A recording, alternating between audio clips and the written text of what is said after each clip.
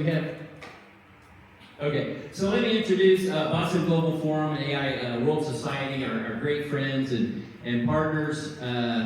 Professor Tuan Nguyen is a co-founder together the past 12 years with former Governor of Massachusetts, Michael Dukakis. They bring world-renowned leaders from all over the world to the Boston Global Forum, and recently formed the AI World Society. And Tuan, I'd like to ask you to come up and talk for a few minutes about the great work you're doing there.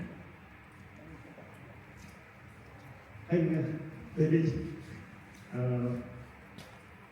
Welcome, and I'm very honored to share and discuss with you today some news. And we are very, very glad and pleasure to see you.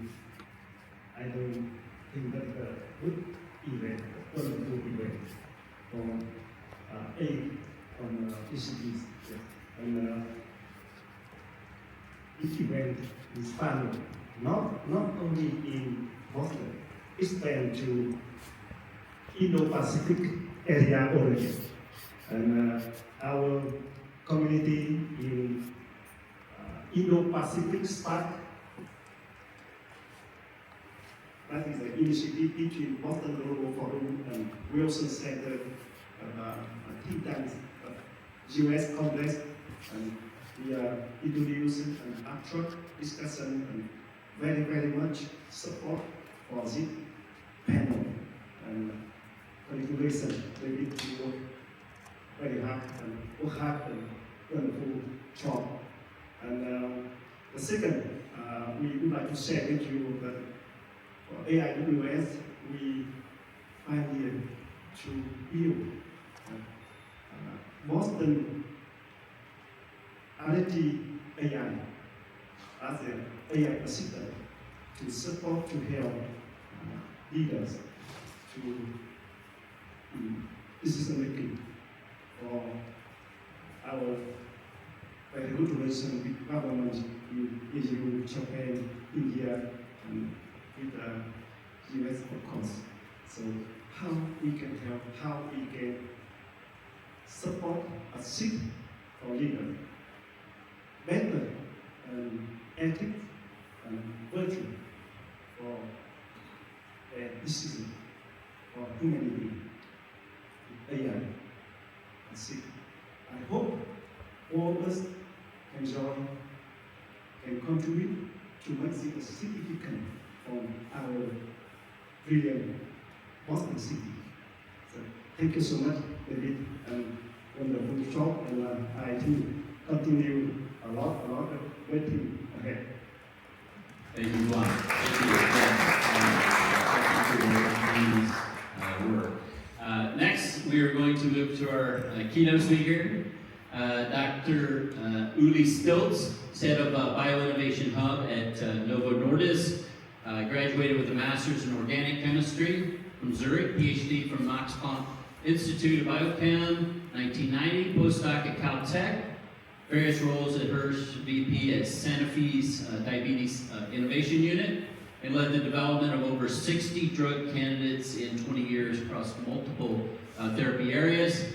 Currently, since 2014 at Novo Nordisk, moved to Boston in 2019 to establish and lead the Bioinnovation Hub, focusing on creating novel therapies for cardiometabolic and rare diseases through cross-functional collaborations with biotech, venture, capital, and academia. Former president of the European Federation for Medicinal Chemistry, Dr. Uli Stilz.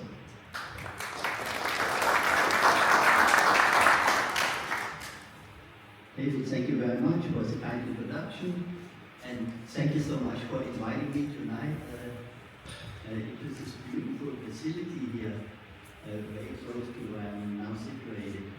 And I brought some content I wanted to discuss, but equally well, if you have questions, and we can also completely divert and start a dialogue. So I think this evening is devoted to innovation and how we actually can jointly innovate operations, and where my journey has taken me over many years now, how can we actually innovate in innovation ecosystems? So I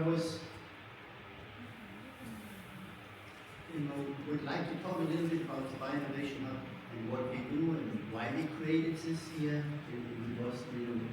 Ecosystem, actually a cross-functional R&D unit designed around what I oftentimes call the triad of innovation.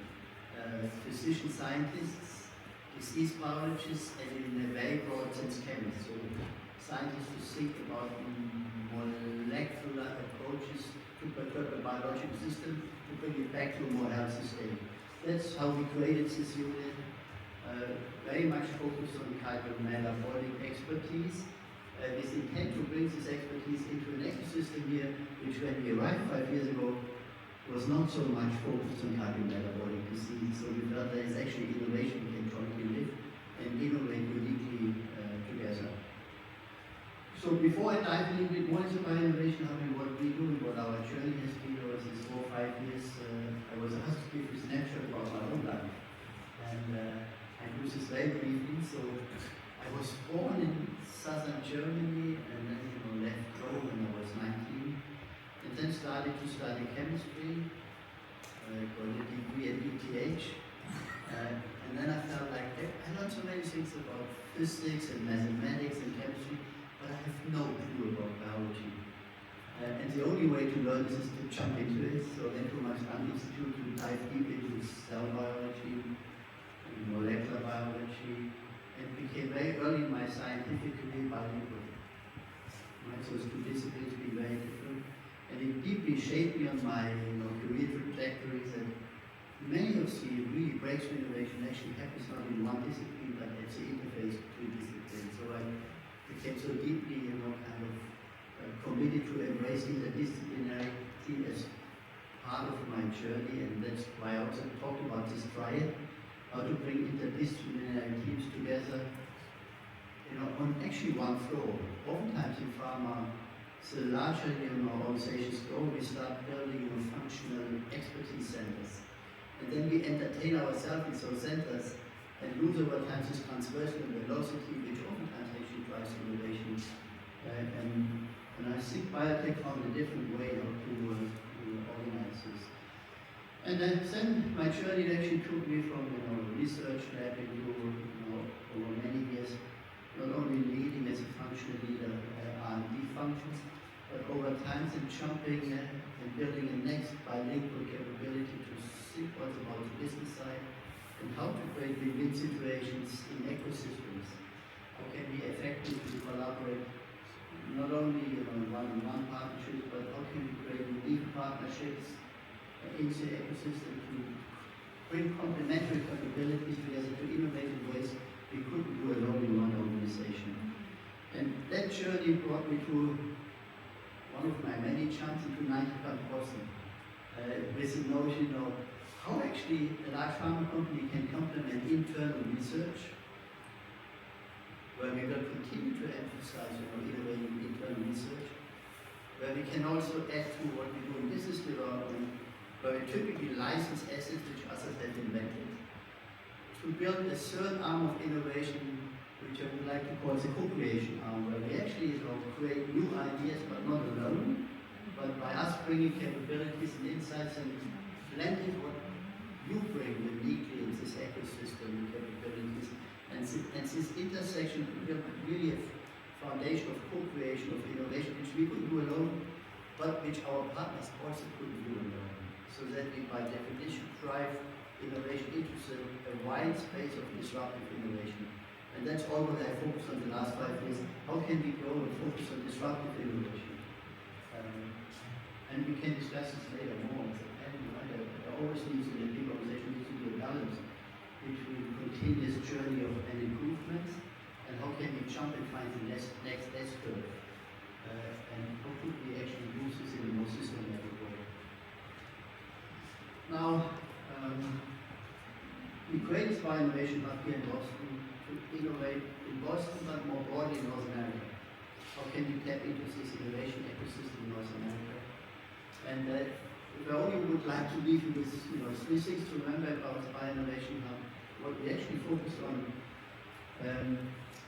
how can we build new collaboration models to bring unique capabilities together, either with academia, with teaching hospitals, with venture capital, with biotech, and I will share a few examples. So that's one of our emphasis areas. And then we deeply want to embrace emerging science, where we actually don't know where it leads to. We may have a hope, but if we're really honest, we don't know where it exactly will take us. So it mostly takes us into the space of uncertainty. And then to take an experimental mindset in this space of uncertainty, to experiment to find out, can there be any productive discovery? Can there be a new medicine in this space of new emerging science? So that's what we focus on. And of course, what we said want to achieve is that we lift the innovation bar in the cardiometabolic field. How can we address unmet medical need? And there's a huge unmet medical need in this disease area, which includes diabetes, obesity, cardiovascular disease, kidney disease, liver disease, with so many people being impacted. Obesity is close to a billion people around the planet. Diabetes is now over 500 million, and it keeps growing very rapidly worldwide. So how can we lift this? And then of course, we have an idea what would make a difference for people living with these conditions. Right? So what would be an attractive TPP? What we oftentimes don't know what science could lead us to. And there's not necessarily a linear connection. If we would know this, we would have already solved it. But what we try to do is to go, are there new paradigms in science? So for instance, is there a new piece of science which not necessarily has to come out of the cardiometabolic lab? It could come out of a cancer researcher lab. But it could lead to a new insight in terms of what's actually disease biology in those diseases. So that's what we focus on. And then experiment, right? And then stepwise de-risk, and also enable a translational journey that at the end we can actually with experimental medicine approach test it. Is that a new discovery here which could lead to a potential improvement and address an unmet medical need we cannot address today? So that's what we focus on. Now, one step back, why did we come here in the first place, right? Or why did we not just rely on the business model where we say we have internal research and we have corporate development and we buy innovation which others have invented? And the reason for this 5 years ago was the recognition, yes, we have a very strong internal research. At the same time, we also felt, actually there must be many more opportunities in the ecosystem to innovate because these cardiometabolic diseases are complex, not fully understood, not only genetically driven from what we know, and still requiring long outcome trials, clinical trials. And all of this has led to a situation of, I would say, over the last 10, 15, 20 years, that the investment in the venture capital community, the biotech community, into addressing cardiometabolic disease has been fairly low. So last year, MassBio had a report, about 35% of the investment flowing into oncology, 2% in cardiovascular diseases, 2% into the whole spectrum of endocrine disorders. So our view was that when we came here, there must be more innovation we can lift by us being actually participating, inserting expertise, inserting capabilities to when we are successful to clinically develop and bring into patients, but also in some way underwriting some of those research activities. That's why we came here. And that's still true. And part of it, I believe, is also that when we sequenced the human genome in 2000, a lot of research has focused on the genetically driven diseases. Cancer, maybe the most prominent one, because now we more and more understood what are the genetic drivers in oncology, and this enabled not only new research, but it also enabled precision medicine clinical trials, which much smaller clinical trials and outcomes, which attracted so much of the investment into the oncology space. Beyond the fact that it's terrible disease, but whatever we can do, I think is so important for all of us. So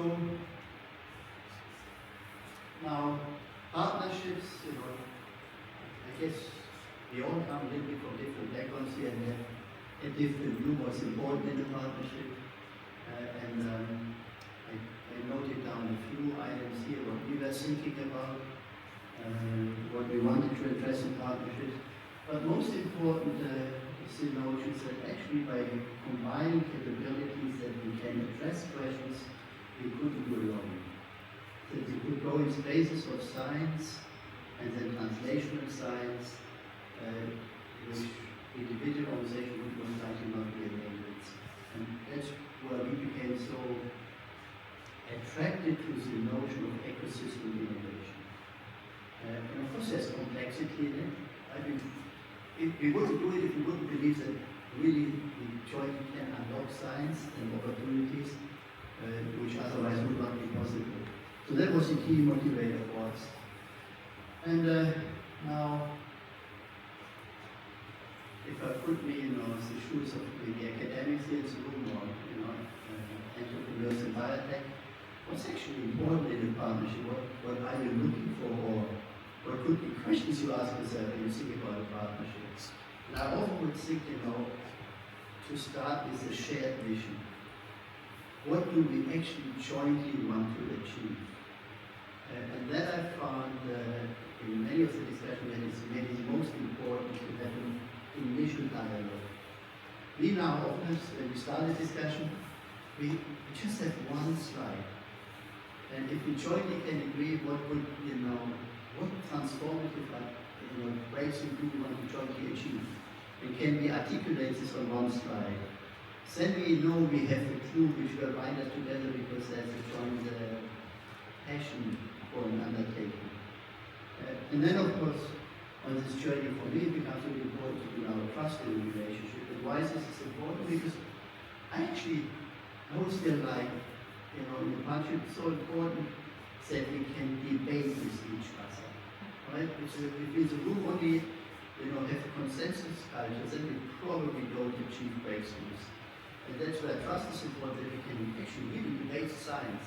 Not the people, but the science that we can disagree. And still find a scientific journey which we may not find alone, but which we may find by arguing with each other. So trust is widely important. Do we have the same priorities?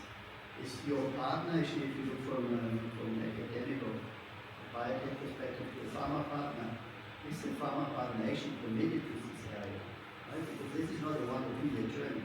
That's a much longer journey. It's a deep commitment to an undertaking. And lastly, for me super important, do we actually bring complementary capabilities? Right? To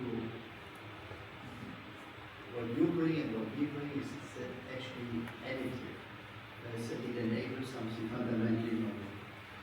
Now, you probably will ask me, what are we actually looking for when we look for partnerships? And it's exactly the same. Right? We look for those 4 parameters, and then we have a few more, which is really important for us. So, of course, when we think about a new medicine or an experimental medicine and a vision for an approach, it has to be transformative in terms of addressing an unmet medical need and have an efficacy which is not possible today to address a medical need. So we don't want just to make a small improvement, but we actually want to address an unmet medical need not addressed so far. But that alone, that's not alone what we are looking for. There are other dimensions which are really important when we think about an innovation journey. Is it convenient?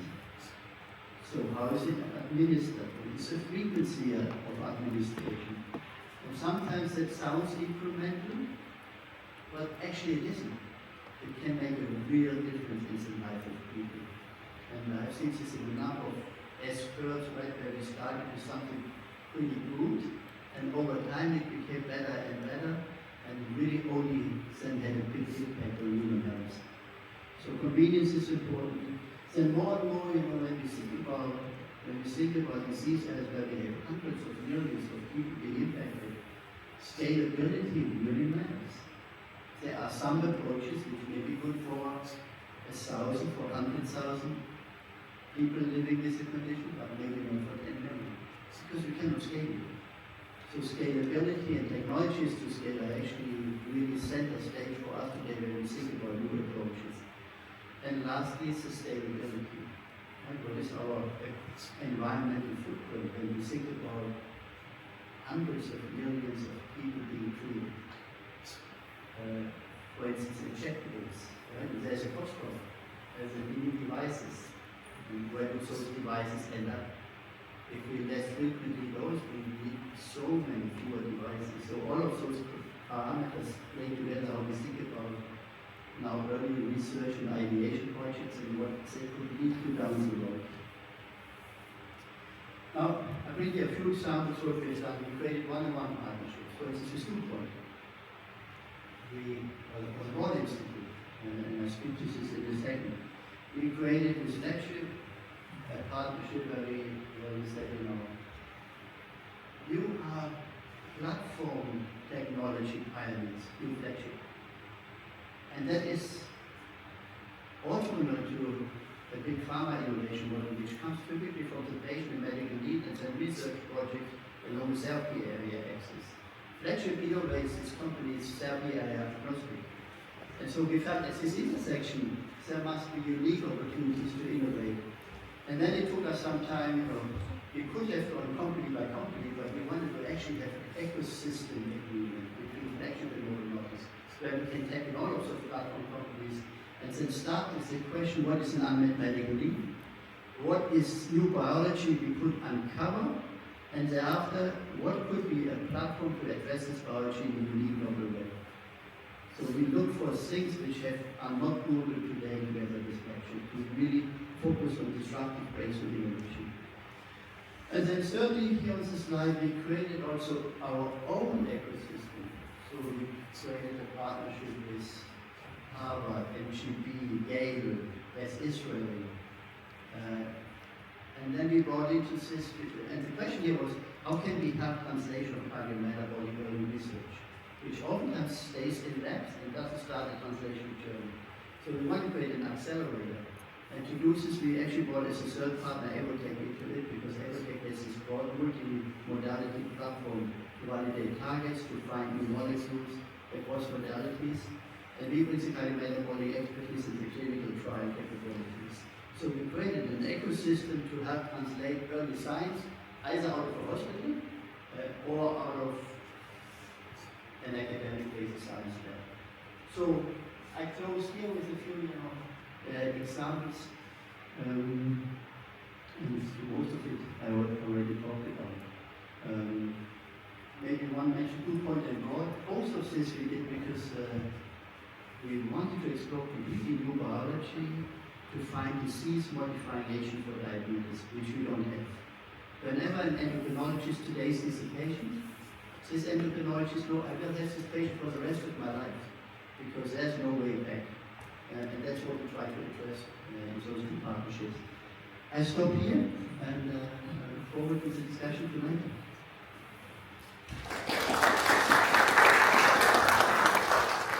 Thank you very much, Dr. Stilz. Fascinating, and I think if unlike everyone else, it's just set a mind shift, change in myself. So got to think this new framework. So thank you, Dr. Stilz, and we're just going to take a 5-minute break. We have bathrooms out to the right. There's multi-gender bathrooms and sinks and everything.